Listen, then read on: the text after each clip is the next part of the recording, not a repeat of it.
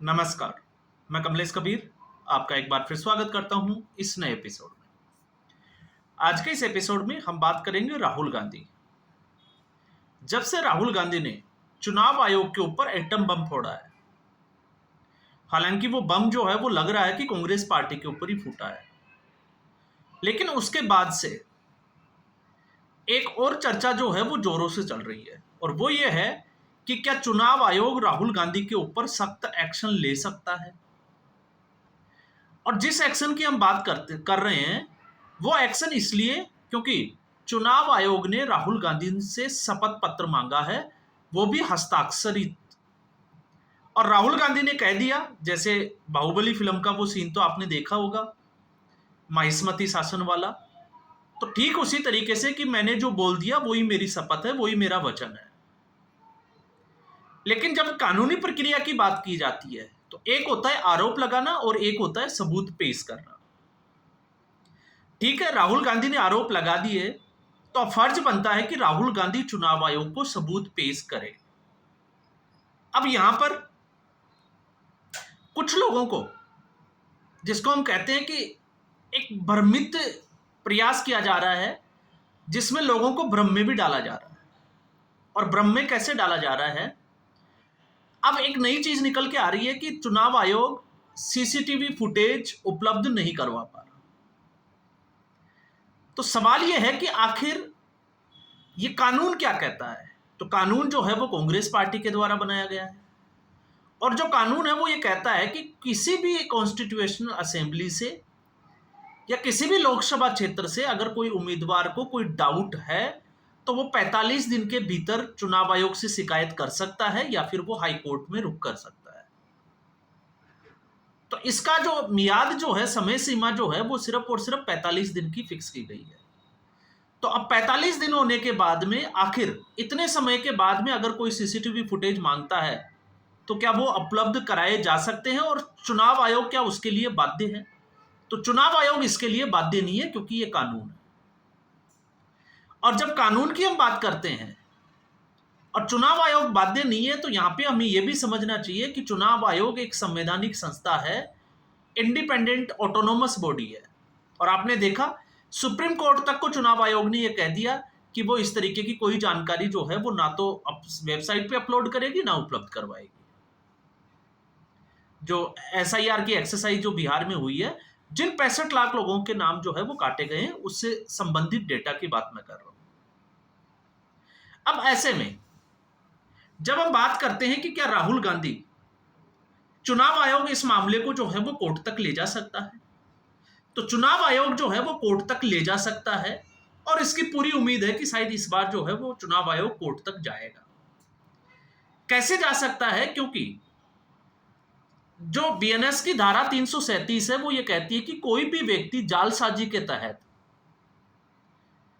चाहे वो voter ID हो, चाहे वो जो है वो कोई स्टाम्प हो, या फिर किसी भी तरीके का कोई सरकारी दस्तावेज हो, या फिर कोर्ट का रिकॉर्ड हो, अगर उसको तोड़ मरोड़ कर तथ्यों के साथ जो है वो पेश करता है तो ऐसी स्थिति में उसके ऊपर धारा 337 के तहत जो है वो सुनवाई होती है, ट्रायल फेस करना होता है।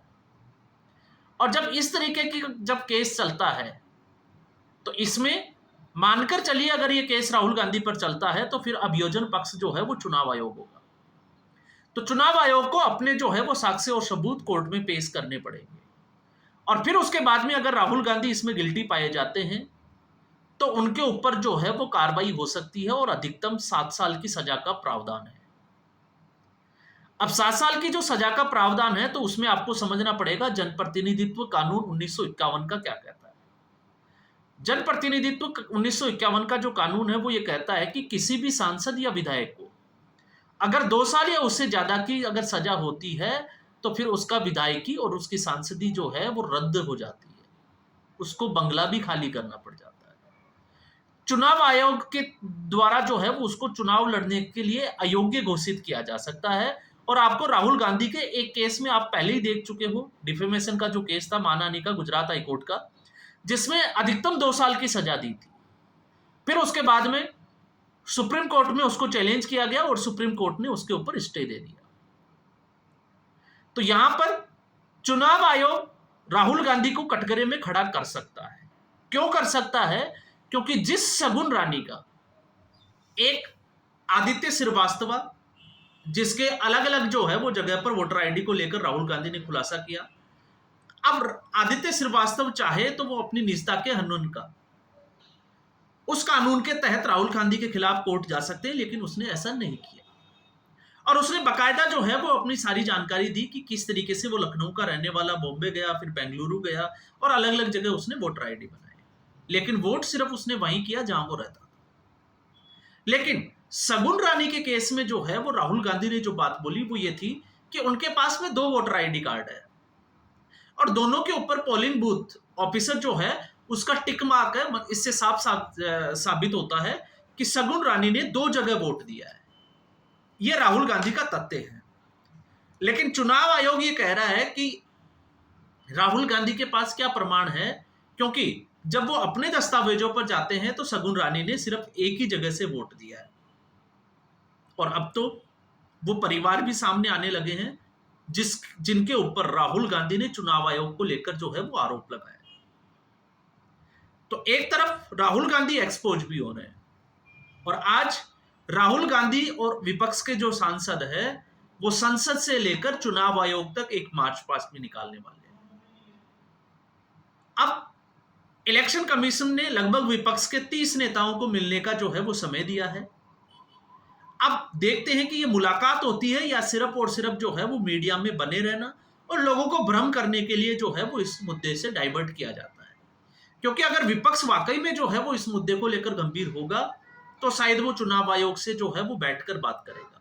और अगर विपक्ष चुनाव आयोग से बैठकर बात नहीं करता, उसके सांसद अगर कुछ करते हैं, तो फिर आप मानकर चलिए कि वो सिर्फ और सिर्फ जो है वो मुद्दों से भटकाने के लिए और एक देश में अराजकता का माहौल या भ्रम की स्थिति पैदा करने के लिए जो है वो एक प्रयास मात्र होगा। अब हम आते हैं, जब हम इससे आगे बढ़ जाते हैं तो फिर बात आती है इकोसिस्टम। तो इस बार जो है वो एक बार फिर इकोसिस्टम का धर्म संकट देखने को मिलेगा। तो इकोसिस्टम धर्म संकट में कब आएगा? क्योंकि जब इकोसिस्टम की बात करते हैं तो इकोसिस्टम में ऐसा नहीं कि कांग्रेस पार्टी के कार्यकर्ता, उसके आईटी सेल या फिर उसके जो चाहने वाले लोग हैं, नहीं।